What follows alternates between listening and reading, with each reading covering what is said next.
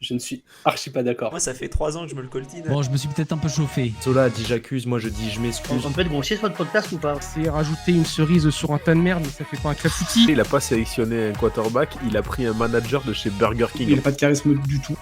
Salut à tous et bienvenue dans un nouvel épisode du Front Office. On se retrouve aujourd'hui pour faire la preview de la semaine 5 et pour ce faire, je suis accompagné de PA. Salut PA, comment tu vas? Salut Alex, bonjour à toutes et à tous. Bah, écoute, ça va très très bien. Je suis navré que Thibaut n'ait pas pu être présent. Vous aurez affaire du coup à son backup. On a eu que des retours positifs de toute la commu par rapport à son arrivée. Donc faudra faire l'enregistrement qu'avec moi. J'en suis navré pour vous. Mais j'étais le seul présent. Donc on m'a sorti de IR et me voilà présent. Exactement, tu as été en IR pour un épisode, donc ça va. Ça va. On a connu trajet plus long en Injury Reserve. C'est moins long que Tyreek Hill, effectivement. Ah oui, lui, lui va y rester pour un moment. Ouais. On aura l'occasion d'en discuter très très rapidement. Mais avant ça, je vous rappelle, suivez-nous partout à le Front Office. Tous les liens sont en description de l'épisode. Rejoignez-nous sur le Discord, vous connaissez. On dit la même chose à chaque fois. Venez discuter avec nous. Voilà, prenez une petite pause, venez sur Discord, faites votre petite présentation et venez.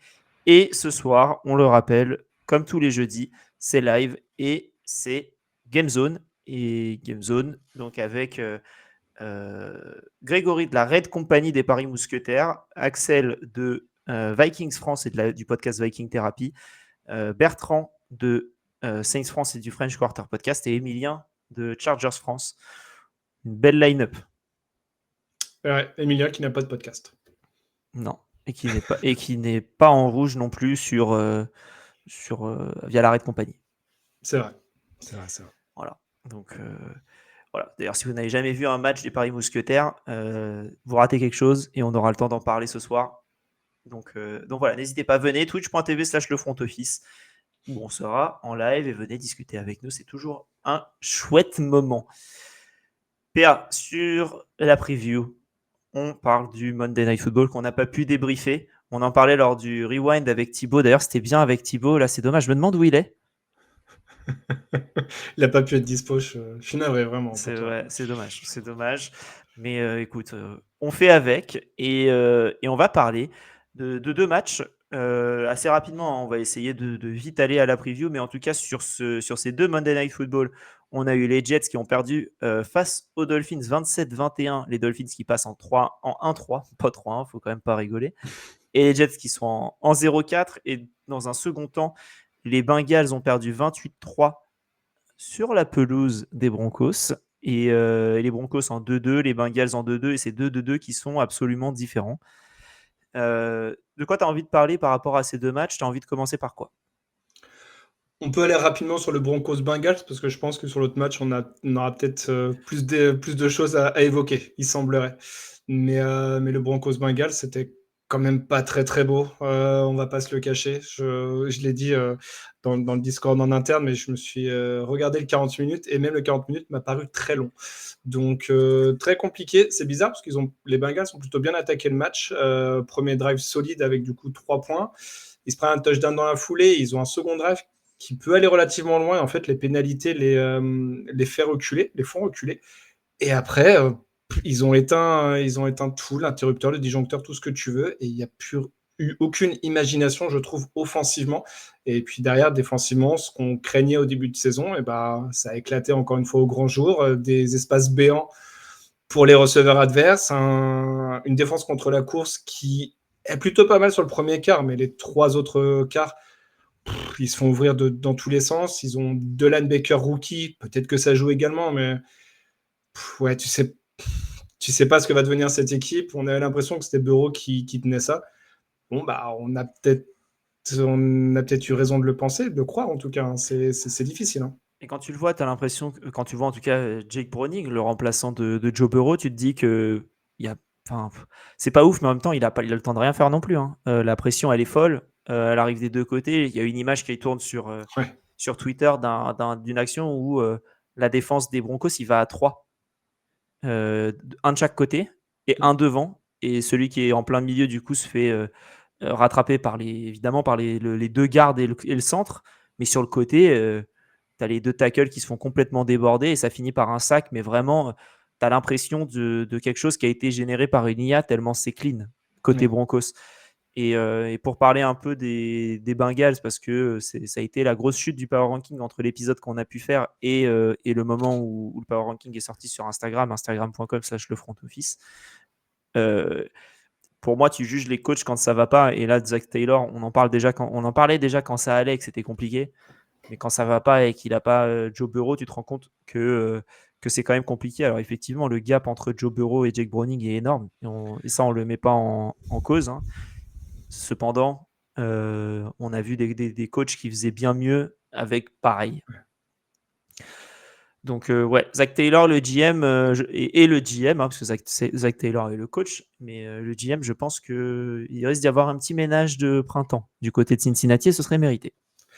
C'est vrai qu'on parle beaucoup des Bengals parce que c'est une équipe qui déçoit énormément. Et franchement, il y a des jeux, comme je disais, sans imagination. C'était très stéréotypé, c'est-à-dire que c'était une course en première tentative, une deuxième passe un peu ratée, et la troisième passe sur les extérieurs vers T. Higgins. En première mi-temps, c'était que ça. Et c'est bizarre parce que ils ont changé leur coordonnateur offensif il y a 2 ans, parce que Callahan est devenu head coach des Titans. Donc l'année dernière, du coup.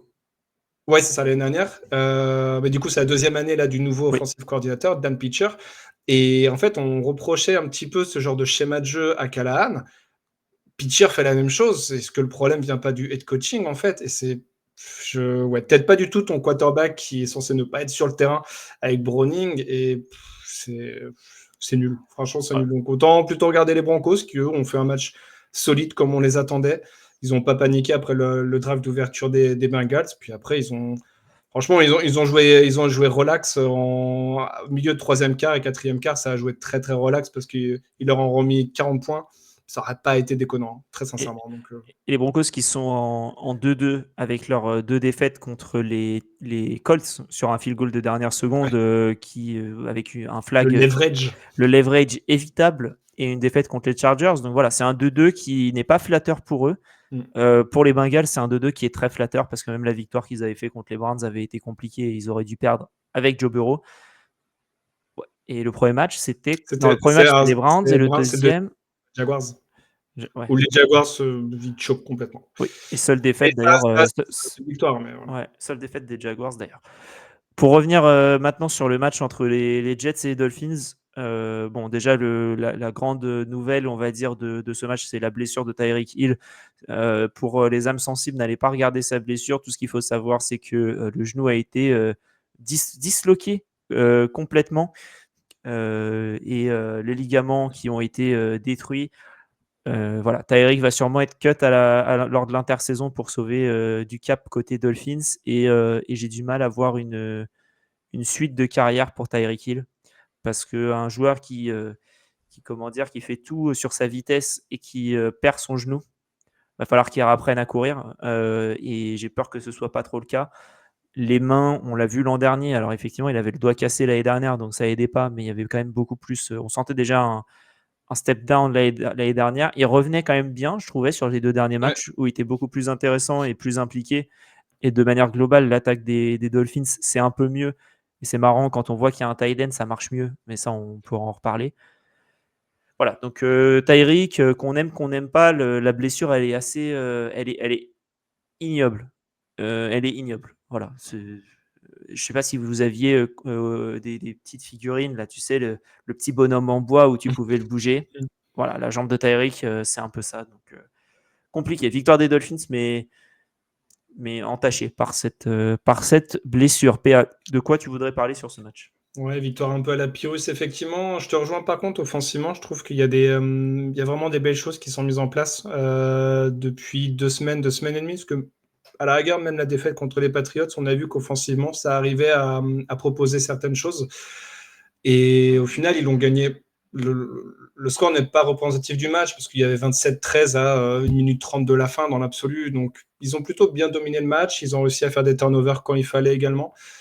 Ouais, il y a des bonnes choses malgré tout. Et c'est vrai que c'est un peu dommage. Tu disais, Tyreek Hill, l'année dernière, vraiment une année de moins bien. Cette année, ça commençait à reprendre un peu du poil de la bête. 31 ans, un mec qui joue pas forcément sur son physique parce qu'il n'est pas très grand. On a du mal à lui voir un avenir en NFL. Peut-être peut-être qu'il nous fera mentir, et c'est ce qu'on lui souhaite, parce que le joueur est génial à voir jouer, effectivement.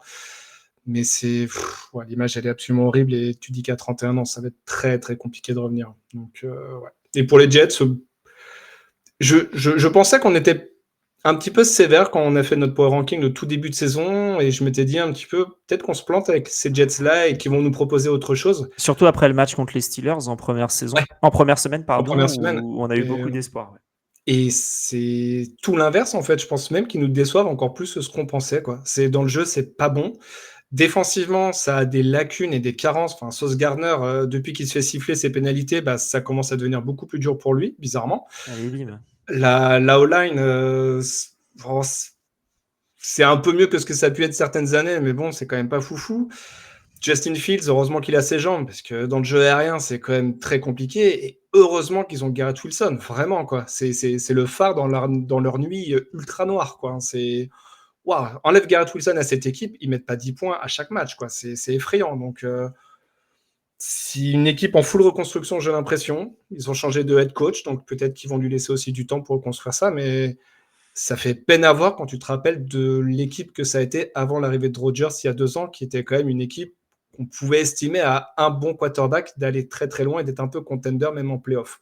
En 2 ans, le downfall est impressionnant, vraiment impressionnant.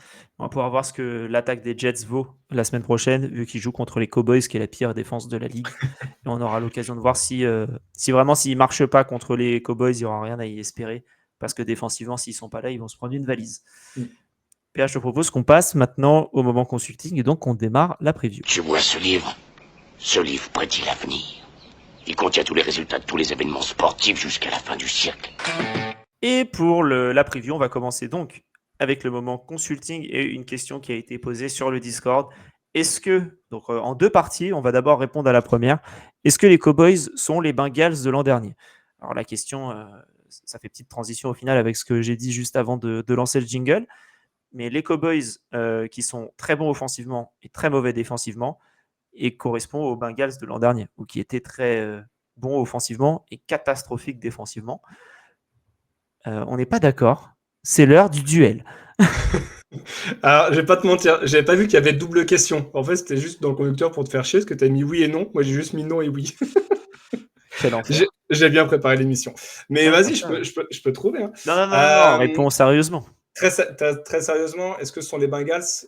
Alors, dans l'absolu, oui et non. C'est-à-dire que, effectivement, comme tu l'as dit, offensivement, défensivement, c'est deux escouades qui sont à l'extrême opposé. Maintenant, en fait, dans ces escouades-là, je trouve qu'elles sont différentes l'une et l'autre. C'est-à-dire que, offensivement, côté Cowboys, la O-line est très bonne, ce qui permet à Dak Prescott d'avoir du temps pour lancer. Là où pour les Bengals, c'était Joe Burrow qui se donnait du temps pour lancer. C'est un petit peu différent. Et ce qui leur permet, d'autant plus par rapport aux Cowboys, c'est que ça leur permet aussi de pouvoir poser un jeu au sol. Avec en plus des vétérans dont on annonçait quand même un niveau quand même très bas. Donc ce côté-là, effectivement, offensivement, est très positif de leur côté. On ne s'attendait pas à ce niveau-là. Par contre, je te rejoins défensivement. Et un vétéran, le vétéran dont tu parles, c'est Javonte Williams. Et parce que 25 ans, Javonte Williams. Hein, mais vétéran dans la ligue. Ah ouais, mais c'est dur là. On commence à dire des choses comme ça. Tout ce qui est plus jeune que toi, c'est pas vétéran, c'est ça? Ouais, c'est ça. Ouais. Non, 25 ans, c'est jeune quand même. C'est un. Taylor Ouais, le vieux, il est rookie. Il revenait de pas mal de blessures, c'est dans ce sens-là. Et puis au niveau de la défense, là où je mettrais un petit laïus, c'est que les Bengals arrivaient à mettre la pression les années précédentes, en tout cas au quarterback adverse, notamment avec un edge rusher élite, ce que n'ont plus les Cowboys, il semblerait. Et ce qui permettait en fait aux Bengals de pouvoir faire des turnovers, soit par des fumbles, soit par des interceptions côté defensive back. Là où pour les Cowboys, depuis cette année, c'est quand même beaucoup plus difficile. Ils ont 2 corners, donc Baron Blend et Trevon Diggs, qui sont ce qu'on peut appeler des ball hawks, c'est-à-dire que ce sont des cornerbacks qui vont accorder pas mal de yards, mais si jamais il y a un ballon un peu moins bien lancé, ils seront là pour l'intercepter. Sauf que si ta D-line n'arrive pas à mettre de pression, le quarterback adverse, lui, il ne va pas rater sa cible, en fait. Et donc, tu vois leur lacune actuellement, depuis le début de saison, où ils laissent des boulevards entiers, en fait. Et j'avais moins cette impression d'une faible défense côté Bengals l'année dernière. C'est ça qui me fait dire qu'ils sont quand même différents. Offensivement, oui, ça peut se ressembler par rapport au nombre de points et à la manière dont ça avance. Défensivement, je trouvais les Bengals un petit peu plus solides que les Cowboys de cette année. Pour moi, quand on regarde rapidement, on se dit, ils ont un tight end qui est bon, mais on n'entendait pas grand-chose, Ferguson, Gesicki. Ouais. Ils ont un receveur 1 qui est monstrueux, Chase Lamb. Ils ont un receveur 2 qui est très bon, Pickens, Higgins. Ils ont un QB qui, quand ça fonctionne et qu'il n'est pas blessé, est dans la course au MVP. Les deux dont on a parlé. Ils ont des playmakers défensifs. Donc, Hendrickson notamment côté défensif, côté Bengals, et les deux dont tu as parlé, Trevon Diggs et Darren Bland côté défensif. Et ils ont un running back dont on n'entend pas grand-chose et au final qui fonctionne. Chase Brown l'année dernière et Javonte Williams cette année. Et après, par contre, ce que tu as dit est extrêmement correct. Et bravo, PA, pour ces superbes insights. C'est presque aussi bien que Thibaut. Et, mais moins bien dit. C'est la même idée, mais moins bien dit. Exactement. Et mais je trouve que c'est des équipes du coup qui sont complémentaires. On n'a même pas parlé du kicker, mais l'année dernière, le kicker, je trouve, côté Bengals, c'était pas du tout leur force. C'est la force numéro 1 des Cowboys cette année. En special teams, ils sont très bons, les Cowboys. Leur line est bonne, celle des Bengals et Kata. Tu mets les lignes, t'échanges les lignes des deux équipes. Tu mets l'O-line des Bengals avec la D-line des Cowboys, il n'y a rien qui se passe. Et tu mets les deux D-line inverses. Donc D-line des Bengals et la O-line des Cowboys. L'équipe, elle est inarrêtable. Tu l'as sur n'importe quelle des deux escouades, quasiment. Mais si tu échanges, en fait, ça fonctionnera très bien. Donc c'est pas loin. Et la deuxième partie de la question, du coup, PA, est-ce qu'il y a un espoir pour les Bengals d'aller en playoff? Pour les Cowboys. Pour les Cowboys. Et les Bengals aussi, si tu veux. Non, les Bengals, on sait que c'est non, mais les Cowboys. Est-ce que j'aurais sûrement la même réponse? Je pense pas. Ouais, je pense pas non plus. Je pense que c'est trop compliqué quand ta défense n'est pas là et que. Ouais, et puis même au-delà de ça, c'est que je pense que dans la division, ils vont se tirer tous un peu dans les pattes, en tout cas avec les Giants et les Commanders. Et que la NFC, on l'a vu, la NFC West a un calendrier extrêmement abordable. Donc potentiellement, ils vont déjà envoyer, eux, 2 équipes en playoff. Donc ça laisse juste 1, voire 2 strapontins pour les FC Est. Et je vois pas les Cowboys réussir à le prendre. Très bien. Bah voilà, pour la partie consulting. Si vous avez des questions pour le prochain Rewind, n'hésitez pas à nous les poser sur le Discord ou en commentaire de cet épisode et on y répondra avec plaisir. PA, je te propose qu'on passe maintenant au gros projet, le match de la semaine. Parce que c'est notre projet! Et pour le match de la semaine, alors que 4 équipes sont en bye cette semaine, on a les Bears, les Falcons, les Packers et les Steelers, donc ça fait quand même 4 équipes milieu de tableau. Et les Packers, c'est un peu des équipes difficiles à jouer, je trouve. C'est marrant que les 4 équipes soient en bye. Je trouve qu'elles se ressemblent sans se ressembler. Et on va parler de 2 équipes qui ont bien démarré leur saison pour le match de la semaine. C'est les Tampa Bay Buccaneers en 3-1 qui se déplacent sur le terrain des Seattle Seahawks en 3-1 également. Voilà, on a réussi à faire 5 semaines où on n'a pas parlé 2 fois des mêmes équipes. Je vous préviens tout de suite, la semaine prochaine, on risque de faire de la redite. Mais voilà, donc pour cette semaine, on a les Buccaneers contre les Seahawks. 2 belles équipes qui ont bien réussi leur début de saison. Mais je trouve assez différents, en tout cas les deux. Les Seahawks qui reviennent... j'ai oublié le match. Ça y est, j'ai oublié le match de la semaine dernière pour les Seahawks, mais les Bucks qui ont perdu pour le coup, qui ont battu les Cards, en Thursday Night Football, et les Buccaneers qui eux ont perdu face aux Eagles, qui ont enfin perdu un match. Voilà. Qu'est-ce que tu as envie de suivre sur ce match-là, côté Bucks ou côté Seahawks? Alors, je vais faire mon mister, mais du coup, les special teams. Regardez la vidéo pour voir la réaction d'Alex. Special team, parce que je trouve que les Seahawks ont 3 escouades qui performent extrêmement bien cette saison. C'est pareil, quand on a fait le power ranking, je ne savais absolument pas où les situer. Du coup, je les ai mis un petit peu bas, parce que moi, je voyais d'autres équipes dans leur division être plutôt haut, et force est de constater que pour l'instant, je me suis trompé sur eux, et je le reconnais entièrement. Les special teams font vraiment le taf. On a pu voir contre les Saints, on a pu voir contre les Cards, ils ont mis un field goal à la dernière seconde. C'est vraiment une escouade qui les met pas en difficulté, au contraire, qui qui les met même plutôt bien dans le terrain, bien avancé dans le terrain pour permettre à l'attaque de mettre des points, 3 points ou 7 points. Et côté Buccaneers, il faudra pas rater le début de match comme ils l'ont fait contre les Eagles. Hein. Ils se prennent 2 TD sur les 2 premiers drives. Derrière, et on a vu, ils n'ont pas réussi pour une fois à remonter le score. Mais S'ils font pourtant, le me- je comprends pas avec Buka, il a mis 5 minutes à célébrer son touchdown alors que je pensais que c'était bon du coup. Ah, mais lui, au moins, il a traversé la ligne et pas comme Adonai Mitchell. C'est vrai. Petit ange parti trop tôt. N'hésitez Mais, pas à aller écouter le rewind pour plus de débat sur cette question.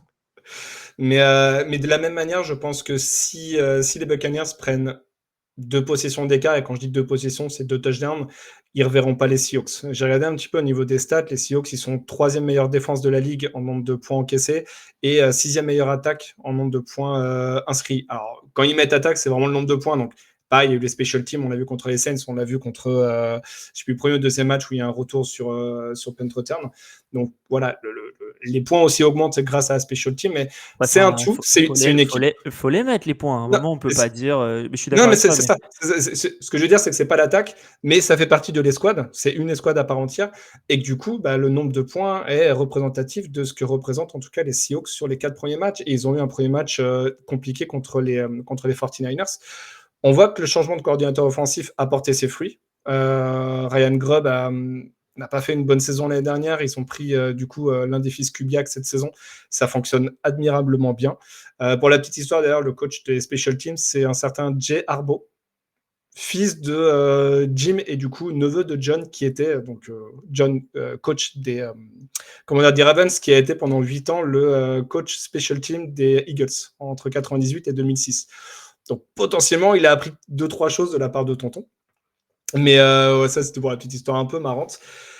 Côté Buccaneers, après, voilà, c'est une force de frappe énorme en attaque. Donc, je pense qu'aucune défense ne leur fait peur. Maintenant, ça a coincé contre les Eagles. À voir ce que ça va donner contre ces Seahawks-là. Ça avait coincé et un des grands artisans du retour. Enfin, il y en avait 3, hein, évidemment. Hein. Il y avait bien sûr Igbuka, il y avait bien sûr Baker Mayfield, mais il y avait aussi Bucky Irving, qui à l'heure où on enregistre est en béquille au moment de l'entraînement. Donc, attention côté Bucks, et ils ont beaucoup punté pour le coup les Bucks sur le match précédent. Tu parlais des special teams. Si tu puntes, attention parce que Torrey Horton, là, le rookie 5e tour, il me semble, excellent comme tu as pu le dire. Moi, j'ai peur que les Buccaneers ils soient en début de doute, notamment s'ils perdent ce match, parce que les 3 premiers matchs, ils les ont gagnés, mais vraiment, ils l'ont gagné. J'ai fait la blague entre guillemets lors de l'épisode du French Quarter Podcast pour parler des. Je leur ai envoyé une question où je leur disais oui, les Saints sont en 0-4, mais c'est un joueur de tennis qui prend 6-0 et qui dit oui, mais il y avait égalité à chaque jeu, tu vois. Là, j'ai l'impression que les Bucks, c'est l'adversaire justement des Saints. Et ils gagnent 6-0, ils disent non, moi j'ai gagné 6-0, alors qu'il y avait égalité à chaque jeu. Et là, ils en ont enfin perdu un. Et pour le coup, ils se sont pris c'était compliqué en début de match. S'ils perdent contre des Seahawks, ça fait quand même 2 matchs face à des contenders playoffs que tu perds. Voilà, attention. Donc, parce que les Seahawks, ils dégagent un sentiment de tranquillité qu'on retrouvait un peu du côté de ces Vikings l'an dernier. Donc, avec point commun Sam Darnold, hein, évidemment. Mais je trouve que c'est un peu ce côté-là où tu as l'impression que ta défense va faire le taf, donc ton attaque fonctionne beaucoup plus sereinement. Et moi, je trouve ça top. Et surtout quand tu as un Cooper Cup qui ne fonctionne pas. Tu aurais pu penser que Cup qui ne fonctionne pas, ce soit le début de la fin pour cette attaque. En fait, non, parce que JSN fonctionne, Horton fonctionne. Ça avance tranquillement. Mais hâte de voir la confrontation entre Benjamin Morrison, il est questionable, mais je pense qu'il jouera ce match-là, et Jackson Smith-Njigba. Je pense que ça peut être une vraie belle confrontation entre les deux.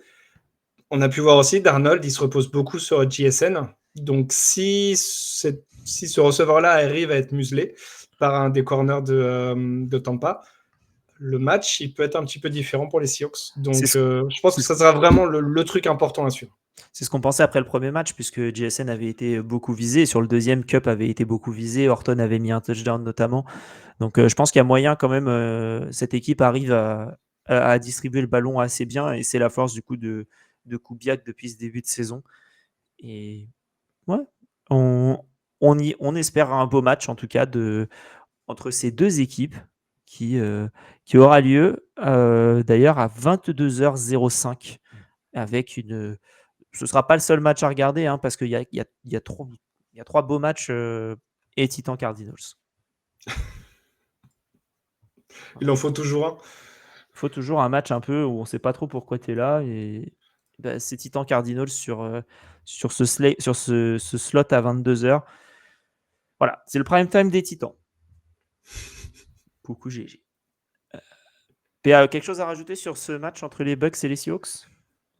Non, mais je trouve qu'il y a des plus beaux matchs à 22h qu'à 19h. On pourra vite fait en parler pendant le 2-minute warning, mais non, il va être bien, il va être intéressant, je pense. Exactement. Si vous avez envie, à la place d'attendre un petit peu, vous pouvez commencer avec un Lille-Paris Saint-Germain à 20h45. Regardez la première mi-temps et ensuite regardez le reste. Je rigole évidemment, ne venez pas nous tomber dessus. On va parler des matchs suivants dans les heures sup. J'ai dit travailler plus pour gagner plus. Bah oui. Bien sûr. Pourquoi? Parce que vous croyez qu'en travaillant moins, vous allez gagner plus? Et pour les heures sup, on va parler d'un match, d'un joueur, peu importe ce qu'on a envie de suivre. Et PA, je vais prendre la main. Pourquoi tu rigoles? Parce que j'aurais fait conducteur et du coup, on va parler de 6 matchs. Voilà, donc voilà, on va en parler. Et moi, de mon côté, c'est les matchs qui auraient dû être des belles affiches et qui ne le sont pas. On a Texans-Ravens à 19h, deux équipes qui déçoivent, mais d'une force vraiment. Les Texans, c'est très dur, pas d'O-line. Les Ravens, c'est compliqué, pas de défense. En plus, ils n'auront sûrement pas Lamar Jackson pour ce match-là. Ça y est, le tank est lancé côté Baltimore. Je ne sais pas, peut-être qu'il va vers Washington pour défendre la capitale. Je ne sais pas ce qui se passe, mais en tout cas, c'est parti. On a Lions-Bengals, qui était censé être le match à ce moment-là de la saison. Quand tu regardes, moi, tu m'aurais dit en début de saison, Lions en 3-1 affrontent les Bengals en 2-2. Je me serais dit oui. Les Bengals, ils perdent les 2 premiers matchs, ils se réveillent, t'es à 2-2. Tu me l'aurais dit même après la première défaite contre les Packers, j'aurais cru quand même. Tu me dis, ouais, ok, 3-1, oui, ils sont revenus. Donc, tu as deux équipes qui sont en force et qui arrivent. Alors oui, tu as une équipe qui est en force, c'est les Lions, ils sont monstrueux, et tu as les Bengals en face. Donc voilà, et ensuite, tu as Commanders-Chargers. Pareil, on pourrait s'attendre à un beau match. Ça se trouve, ça le sera pour le coup. Mais ça fait 2 matchs que Jaden Daniels s'est blessé, que c'est Mariota qui lance. La O-line des Chargers est complètement décimée. Et voilà, donc d'un côté, tu as un peu des matchs où les blessures ont tout cassé, de l'autre où le niveau est pas bon. Et donc j'ai un peu envie de voir ça pour voir si on peut voir des motifs d'espoir chez certaines équipes. Attention à toute proportion gardée, évidemment, et surtout sur le Texans-Ravens, est-ce qu'il y a de l'espoir quelque part? Mais c'est dommage, parce que purée, on avait des belles affiches cette semaine, et au final, on en a beaucoup moins. C'est ce qui rend un petit peu cette semaine-là, comme on l'a dit en rigolant, mais il n'y a pas beaucoup de matchs qui donnent envie de regarder. Bah, effectivement, la méforme de certaines équipes, on voit qu'il y a eu une semaine, un mois de compétition de passé, et que là, ça y est, on commence à avoir un petit peu des idées sur les forces et les faiblesses de certaines équipes, et puis la hype qu'on avait sur certains matchs de début de saison. Ça commence un petit peu à redescendre, c'est normal. Exactement. Et avant de te lancer sur ton petit mot, sur ce que tu as envie de suivre, je rappelle que les Vikings affrontent les Browns à Londres à 15h30, heure française, dans le deuxième match des Vikings dans leur tournée anglo-saxonne. Exactement, dans le stade de Tottenham. Tottenham Hotspur Stadium. Ouais. Très beau stade. Très beau stade, ce que j'allais dire. Ouais. Pour y avoir été pour voir un Ravens Titans il y a quelques années. Merci les sous de la NFL pour la construction du stade. Clairement. Ils sont actionnaires, il me semble, du stade, la NFL. Ouais, mais c'est 10%, quelque chose comme ça, 10 ou 15, peut-être plus. Ouais, Petit contrat sur 10 ans, c'est bien. Hein, moi, je prends perso, 10%. Purée. 10% de ton stade. Ouais, de mon stade, ouais. Du stade Robert Bobin, même. PA, de ton côté. Moi, de mon côté, je vais parler des équipes un peu losers. Les Jets, les Saints. Les Pats se jouent à quelle heure? C'est extrêmement drôle, ça. On en reparlera d'ailleurs, ça. Tu les tacles un peu trop pour une équipe qui est en 1-3, je te rappelle. Mais Attends, tu parles de qui est en 1-3? Les Dolphins? Les Dolphins. Ah ouais, parce que les Pats sont en 2-2. Bah, bien sûr. Et ils seront en 3-2 à la fin de la semaine. Ouais, d'accord. Tu vois, c'est ça le problème, PA. C'est que, voilà, on va un peu tirer le rideau sur les coulisses du front office. Quand on fait notre power ranking, on se dit, on ne juge pas les équipes, ses propres équipes, parce qu'on n'est pas objectif. C'est vrai. Alexandre est d'accord, Thibaut est d'accord, je suis d'accord. et comment Et Doug n'est pas d'accord. Doug, il nous dit quoi? Mais il n'est pas là pour la confection du power ranking nécessairement. Et PA, lui, par contre, ce qu'il nous dit, c'est mais quoi? Mais vous avez vu quelqu'un de plus objectif et intègre que ma personne? Je sais juger les équipes normalement. Et au premier power ranking, première victoire après les Dolphins, on pourrait les mettre 22, les Patriots. Voilà. Et c'est vrai, ils sont 22 maintenant, 24, 23. Ah, ils sont trop hauts. Mais C'est non. parce que tout ce qui est en dessous est beaucoup plus nul aussi. Bah voilà, c'est par défaut. Hein. Voilà, c'est ça. Ils sont 10 pires, ils sont pas 22 meilleurs. Hein. Pardon, PA. Non, on a on a transgressé. digressé, bien sûr. Exactement. En plus, sur ce dont tu vas parler, vraiment, je salive. Je suis surpris que tu n'aies pas rajouté ce Dolphins Panthers au milieu de cet océan dont tu vas nous parler. Non, parce que malheureusement, les Dolphins et les Panthers ont gagné un match. Et que, du coup, moi, je voulais parler des 3 équipes qui sont encore en 0-4. Donc, les Jets, les Saints et les Titans. Est-ce que ça ne serait pas la bonne semaine pour l'une de ces 3 équipes pour enfin remporter leur première confrontation? Si je reprends, du coup... je les ai perdus, du coup. Les Titans, ils se déplacent sur le terrain des Cardinals. Bon, on a vu ce que ça a donné. Ils sont en 2-2, les Cardinals, ils sont en perte de vitesse. En vrai, il y a peut-être un petit shot, même si les Titans n'ont strictement rien montré sur le dernier match. Ah, mais rien. Ah, mais rien du tout. Ils ont fini à 0 points. Après, le kicker les a mis dans la sauce. Mais... Ouais, quand tu attends le kicker pour mettre 3 ou 6 points, c'est que voilà. Surtout Joe Sly. Moi, j'avais prévenu GG. Hein. J'ai subi. Maintenant, à eux de subir. Bon, côté Jets, ça reçoit les Dallas Cowboys. Donc, comme on a dit, si les Jets ne mettent pas à minima 20 points sur ce match-là, il faudra se poser des vraies questions sur leur attaque.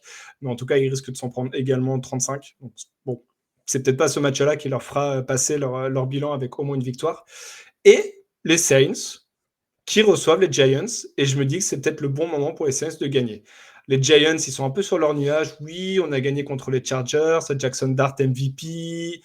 Là, tu sens la petite retombée un petit peu. Dart qui tente encore ses courses tête en avant, qui fait 3 fumbles, 2 interceptions. On rappelle que Malik Neighbors en plus s'est fait les croisés. Hein. Donc lui, pareil, en fin de saison. Exactement, sur ce fameux terrain du MetLife qui est absolument infâme, comme l'a dit Thibaut. Je le rejoins complètement. Thibaut, il me manque. Il est où d'ailleurs? On sait pas. Il est toujours pas revenu. Il est toujours au CrossFit, il va revenir. Mais pour les Saints, je me dis que c'est peut-être le bon moment pour gagner. C'est à domicile contre des Giants qui vont avoir trop confiance en eux offensivement, et c'est le bon moment pour les taper, je pense. Donc, si j'ai une petite piécette à mettre pour une équipe en 0-4 qui remporterait enfin un match, je mettrais sur les Saints personnellement. Oui, ça a du sens. En vrai, s'il y en a une, c'est celle-là. Hein. Il y a les Titans en... Non, pas du tout. Pour moi, c'est Saints en 1, Jets en 2, Titans en 3. Les Titans, il les mettra toujours en 3. Bah non, à un moment, ils seront 2 ou 1. Ils seront les seuls. Ils seront les seuls. Et du coup, j'ai pris la hot take de GG, parce que là-bas, je voulais parler un peu de ça. Il disait 4 équipes avec 3 victoires au moins. Ça va être tendu. Je vais pas mentir sur une de ces hot takes, parce qu'il y a 7 équipes qui sont à moins de 3 victoires actuellement.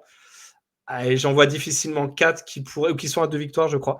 Attends. Recommence ton... Ah non, qui sont en 0 ou en 1, pardon. Il y a 7 équipes qui sont en 0 ou en 1. Attends, j'en ai 1, 2, 3, 4, 5, 6, 7, 8, en 0 ou 1 10. En 0 ou 1, ouais. J'en ai 10 au moins. Putain, moi j'ai mal lu. Ouais, je pense. Il y a des équipes, je pense que cette hot take va être compliquée. Mais... T'en as 7 qui sont à 1 victoire. T'en as 6 qui sont à 1 victoire et 3 défaites, et une qui a 1-2-1, c'est les Cowboys, oui, okay. Et t'as 3 équipes en 0-4. Donc en fait, t'as 10 équipes. Pour l'instant, en vrai, sa hot take, elle passe parce que les équipes qui sont nulles n'ont pas gagné de match. Hein. Ouais, mais il y aura des matchs intra-division. C'est là où je me dis... les Jets Dolphins vont lui casser complètement son... C'est exactement ces équipes-là dont je pensais. Mais effectivement, voilà, voilà. Pour revenir là-dessus, je mettrai une petite pièce sur les Saints. J'espère ne pas leur porter l'œil. Mais c'est vrai qu'ils ont montré quand même des belles choses, hormis le match où vraiment ils sont passés à côté contre les Seahawks. On l'a déjà évoqué. Mais les 3 autres matchs, ils ont quand même été dedans. Là, le dernier match contre les Bills... Bon, peut-être que les Bills auraient remonté, mais leur trick play, il n'est pas dégueu. C'est juste un super jeu défensif. Et ils auraient pu passer devant à ce moment-là. Donc, il y a des bonnes choses quand même à voir. Et je me dis contre les Giants, c'est peut-être le bon moment. D'ailleurs, si vous avez envie un peu d'aller écouter ce que les Saints pensent, n'hésitez pas à aller suivre le meilleur podcast de NFL sur une équipe appelée Nouvelle-Orléans Saints. Et donc, c'est le French Quarter Podcast. Ils nous ont fait toute une petite pub dans leur dernier épisode, donc je voulais leur rendre l'appareil. French Quarter Podcast, si vous avez envie de suivre l'actualité des Saints dans la bonne humeur avec Elio, John et Bertrand. Bertrand qui sera avec nous d'ailleurs ce soir pour la Game Zone, n'hésitez pas. Ils sont très très cool et ils boivent des bières pendant leurs épisodes. Et John est au fond de sa cave. Voilà. Donc, Ouais, dans la bonne humeur et dépressif. Hein, mais, oui, mais il reste dans la bonne humeur. Et c'est bien là l'essentiel. Et on espère qu'ils pourront titrer leur prochain épisode. Enfin une victoire. Road to Super Bowl. Voilà, c'est tout le mal qu'on leur souhaite. C'est vrai. Est-ce que tu as quelque chose à rajouter sur les autres matchs? Est-ce qu'il y a quelque chose dont tu avais envie de parler brièvement avant de passer au 2-minute warning? Non, après, à titre très personnel, le Vas-y, New England at Buffalo, il est bien. Hein. Et on va passer au 2-minute warning.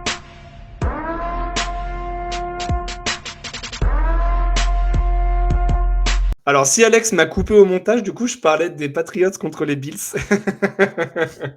J'ai fait un monologue de 3 minutes. J'espère qu'il m'a pas coupé. Non, pas du tout. Rien, aucune chance. Aucune chance que je t'ai coupé. T'en as de la chance vraiment de pouvoir exprimer Bien sûr. tes opinions sur ce magnifique sport qu'est la NFL. Et vive la Corée du Nord. Et vive la Corée du Nord si tu veux, mais je n'aurais pas dit la même chose. Donc, c'est toi qui dis. PH, je te propose qu'on aille sur Sleeper pour suivre les pronos qu'on a. Je rappelle le Pick'em qui est toujours disponible. Si vous avez envie de nous rejoindre même maintenant, on a un Gonzo qui a 51 bon pronostic depuis le début. Quand même très très fort. Et chez nous, c'est qui le premier? Je ne sais pas. Je crois que c'est moi. Non, c'est Anto. Ah, t'as fait un 2 sur 2 sur les matchs du lundi. Ah non, c'est Anto. C'est Anto qui a fait 11 victoires sur ce. Donc il est à 45, je suis à 44. Voilà, c'est pas mal. C'est pas mal. Guilty aussi à 44. Voilà, on se tient dans un mouchoir de poche. PA, sur ce petit pick'em, je te propose qu'on esquive le match de Thursday Night puisqu'on va en parler juste après dans la rubrique de l'overtime et on va commencer avec les Vikings contre les Browns. Vikings aussi. Texans, Baltimore. J'avais mis Baltimore, mais je passe sur Houston. Dolphins, Panthers. Dolphins. Raiders, Colts. Giants, Saints. Giants. Cowboys, Jets. Cowboys. Broncos, Eagles. Titans, Cardinals. Buccaneers, Seahawks. Lions, Bengals. Commanders, Chargers. Patriots, Bills. D'accord. Bills et Chiefs, Jaguars. Si je m'avais dit à la fin de l'intersaison, tu diras les Jaguars face aux Chiefs, ils seront en 4-1 avant le début de la semaine 5. Je t'aurais dit ouais, c'est ça. Ouais. Bien sûr. Ouais. PA, pour ceux qui n'ont pas pu entendre ton monologue, c'est-à-dire absolument tout le monde, est-ce que tu veux juste nous expliquer rapido, en 30 secondes, pourquoi est-ce que... Tu sais quoi, je te laisse même 2 minutes si tu as envie. Pourquoi les Patriots pourraient battre les Bills? Parce que oui, mais dépêchons-nous, je n'ai que quelques heures. Et pour l'overtime, on va parler des Niners qui se déplacent sur le terrain des Rams. 3-1 pour les deux équipes. Beau match de ce Thursday Night Football. Sur ce match, vraiment, je me disais que les Niners qui sont absolument nuls en attaque, quand tu regardes la place pour la room défensive, la room offensive, pardon, que ce soit QB. Va pas me parler de Mac Jones parce que je sens que tu vas me faire tout un laïus sur Mac Jones juste après. Non, je te couperai au montage aussi. Donc Mac Jones qui lance des ballons à Juwan Jennings et encore je suis même pas sûr qu'il soit sur le terrain. C'est Kendrick Bourne le receveur numéro 1. Ouais, d'accord. Le PTSD qui doit se passer là chez toi. Après on voit Tyquan Thornton du côté des Chiefs devenir Randy Moss de là-bas, c'est absolument fou. Bon, par contre, côté Rams, ça attaque, ça marche très bien. L'ajout de Davante Adams depuis le début de saison a fait en sorte que les Rams soient exceptionnels. Ils sont 4 de notre power ranking, alors qu'ils avaient démarré quand même après la 10e place. On y croit pas mal. Voilà. Qu'est-ce que toi, tu vois sur ce match-là? Un match extrêmement compliqué pour les Niners, comme tu l'as un peu évoqué. Ils sont dépeuplés par les blessures, malheureusement, encore une fois, offensivement et défensivement, parce que Nick Bosa, c'est pareil, il s'est fait les ligaments, donc c'est fin de saison. Et côté Rams, C'était pas au MetLife cette fois. non, mais c'est pareil, leur terrain à San Francisco, c'est un petit cimetière indien également. Il y a eu pas mal de blessures Je sais pas, dernièrement. je sais pas comment le lapin mauvais pourra être sur cette pelouse synthétique d'ailleurs. Hein. On espère qu'il aura une estrade. Oui. On se souvient du show du Super Bowl avec Copley qui était assez désastreux. Donc, je pense que le terrain en lui-même, tout entier, est assez désastreux. On a vu un Super Bowl de merde parce que c'était le Super Bowl 50. Très, très défensif. Voilà. Oui, parce que du coup, c'est Bad Bunny qui fera le show à la mi-temps du Super Bowl et non pas Taylor Swift comme tout ce qu'on pensait. Pardon, revenons sur cette attaque des Niners. Revenons à nos moutons, revenons à nos lapins. Mais l'attaque et la défense des Niners sont un petit peu compliquées. Je trouve quand même que la défense contre la course des Niners, c'est bien amélioré depuis l'année dernière, ce qui était quand même une énorme faiblesse pour eux en 2024. À voir si ça arrive à suffisamment ralentir en fait cette attaque des Rams. Je trouve par contre qu'au niveau des Rams, ça fait beaucoup trop lancer Matthew Stafford. On sait qu'il avait des problèmes de dos avant le début de saison. Là, il est le 2e ou 3e quarterback avec le plus de yards à la passe, plus de 1000 yards déjà en 4 matchs. Pépère, il a plus de 36-37 ans. Alors, c'est pas fondamentalement pour faire du jeunisme. Javonte Williams a 25 ans, on le rappelle. Et il est vétéran. Mais effectivement, il faut peut-être un petit peu le ménager si tu veux aller très très loin durant la saison. Donc attention, s'ils veulent mettre un petit peu plus l'axe sur le jeu au sol, je trouve que les Niners auront du répondant. Mais l'inverse, effectivement, cette défense des Rams, ça a été extrêmement impressionnante sur les 4 premières semaines. Tu sens que la OL des Niners, il y a des moments où c'est bien, mais il y a quand même des passages où c'est très très compliqué. À voir qui sera le QB, effectivement, Purdy n'a pas l'air encore à 100%. Mac Jones, son intérim n'avait pas été vilain. En tout cas, il a eu 2 victoires. À voir. C'est comme le Seahawks Cardinals de la semaine dernière. C'est un match de division, comme tu l'as dit. Sur le papier, les Rams, ils sont favoris. Allez, 90% si tu veux. Mais tu sais pas. Ces fameux matchs de division, c'est toujours un peu con. C'est des semaines courtes.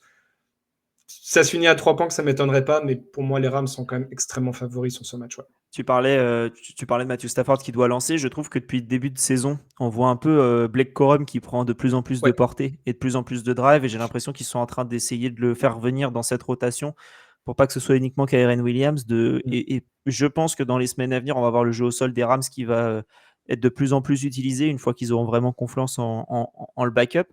Parce que et on en parlait lors du preview, lors du rewind, quand on parlait des Ravens qui sont très compliqués, alors que Derrick Henry fonctionne pas ou que la défense ne fonctionne pas, tu peux pas forcément changer toute la philosophie de ton attaque quand tu as une blessure ou quelque chose qui ne fonctionne pas. Donc, je trouve que le faire revenir et le faire deux drives, alors que l'année dernière, c'était beaucoup un drive en fin de première mi-temps. Blake Corum, il avait ce drive-là, et sinon, c'était Kyren Williams. Même quand il avait des fumbles, c'était toujours Kyren Williams. Donc, peut-être que c'est plus au milieu de saison où ils vont un peu lâcher les chevaux. Et en tout cas, ce début de saison des Rams est quand même excellent. Et ils sont en 3-1. Ce que j'avais noté, moi, dans le conducteur, 49ers, kata en attaque, aucune chance face aux Rams, donc victoire des Niners. Voilà parce que match de division, on comprend jamais ce qui se passe. Et c'est le genre de match où ça peut tourner dans les deux sens. Bon, je reste sur une victoire des Rams quand même, faut pas déconner, mais... on a quand même vu les failles des Niners contre les Jaguars. C'est juste ça. Ils ont eu des drives pour remonter, pour revenir, pour passer devant. Ils n'ont pas réussi. Donc effectivement, il y a des limites malheureusement et vraiment liées aux blessures quand même essentiellement. Quand tu vois les squads de receveurs, enfin, tu as les 3 ou 4 titulaires qui sont sur le flanc. Il n'y a aucune équipe qui pourrait s'en sortir. Heureusement qu'ils ont McCaffrey, encore une fois, qui fait pas beaucoup de bruit, mais à la passe ou à la course, il est ultra présent. Il fait encore ses matchs à plus de 100 yards avec les 2 portées et réceptions cumulées. Ouais, heureusement qu'il est là dans l'équipe parce que sinon c'est quand même compliqué. Et je te dis, Rams pour l'instant tout va bien. Tu disais que Corum est impliqué et peut-être que McVay a aussi retenu les leçons de Todd Gurley où il avait trop sursollicité. Il est arrivé vraiment cramé au Super Bowl en 2019 et on n'a plus jamais revu le Todd Gurley d'ailleurs de ce niveau-là en tout cas. Peut-être qu'il a appris de ses leçons et du coup là il va passer sur un petit comité, c'est-à-dire que Williams aura le plus de portée, certes, mais Corum sera là justement en soupape et prendra sa dizaine de portées par match, qui permettra aussi de soulager un petit peu la charge de travail de Williams et permettra peut-être aussi de limiter un petit peu plus ses fumbles, parce que sur le dernier match, encore une fois, dans un gros match contre les Colts, il a fait un fumble. Et ça me pose problème dans un match de division. Todd Gurley, quel âge? Il doit avoir 31, je crois. Il est en retraite, mais il a 31, c'est ça, hein? Ah Ouais. non, mais il l'a détruit. Enfin, C'est fou. C'est fou. C'est fou parce que ça doit faire 3 ans qu'on le voit plus, Todd Gurley, du tout sur un terrain. Il a fini aux Falcons, et même aux Falcons, c'était déjà l'ombre de lui-même. Mais je crois il avait 26 ans en 2019, ça doit être ça, du coup. Il était cramé, il était... le pauvre. Enfin, c'était dur à voir. Il a été aux Falcons en 2020 et depuis, il n'est plus sur un terrain. Donc en vrai, il a été drafté 10e en 2015 et en 2020, c'est sa dernière saison aux Falcons. Ouais. Donc oui, c'est... Il avait eu Jeff Fisher qui l'a surutilisé, puis après il a eu McVay qui l'a surutilisé. Donc running back, 6 ans dans la ligue, et puis voilà, plus des 100 ans de moteur, le pauvre. Donc j'espère que McVay là-dessus, il avait su rebondir justement en passant sur une attaque un petit peu plus aérienne, et ce qui leur a permis de remporter un Super Bowl d'ailleurs.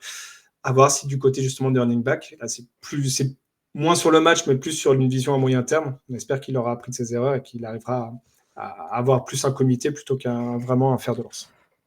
Exactement. Prono du coup sur ce match-là, Péra? Rams quand même, parce qu'à domicile. Très bien. Eh bien, on est tous les deux sur les Rams sur ce match-là. Voilà.